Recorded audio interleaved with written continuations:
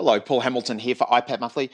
In this lesson, we're just going to take a look at character development. So, looking at narratives, looking at reading response activities, and start to break down how we can get kids to gain a clearer understanding of the characters and the role that the characters play in the overall setting of the book and the overview of the book. So, I'm just going to base today's activity on Roald Dahl's Matilda, one of our all-time favorites, obviously. And we're just going to look at some sort of brainstorming app, an app that we can actually start to develop these characters with and start to break down where they fit in the scenario. So I'm going to use Popplet. So here's Popplet here. Love Popplet in regard to being able to zoom in and out. And as you can see there, I've got kind of Matilda at the core of our kind of mind map here, and then we're going to break down into different areas. So we've got the plot over there. You can see that I'm just kind of doing some little sketches there, starting to get my thoughts around the plot. I've got the scene and where it's all set. I've got the characters, which I'm going to focus on today, and start to look at each of the characters in there. Our bad characters, our main characters, the characters that Matilda actually kind of can relate to and actually has relationships, whether they're good or bad relationships in their character. And I think, one of the great things about Popplet here is that we can start to kind of break down and look at those different areas really, really clearly. So you can see there that it branches off beautifully. We can get our mind map, if you like, or our connections really, really clear.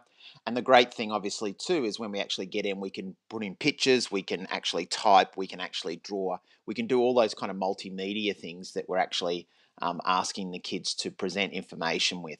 So after they've done that, I guess we need to actually have a look at how different kids can communicate. So one of the aspects here that we don't have in Popplet is obviously recording. So we can actually bring it into a different app and actually do some sound recording. So we might just take a screenshot of that. We could export it as a JPEG file. That might be easier, but I'm just going to take a screenshot for now because it's a little bit easier.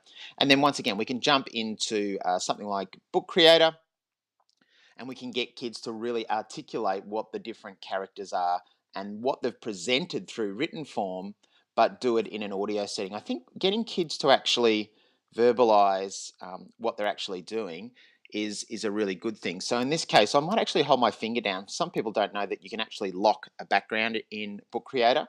And then what I might actually do is you could bring in, for example, some sounds and create some little recordings there and bring those in under each one. So you're getting kids to really think about their thinking and really articulate what's going on there, because we know that some kids actually what they type doesn't actually equate to what's going on in their mind. So giving them different options of audio recordings and so forth is a really good thing.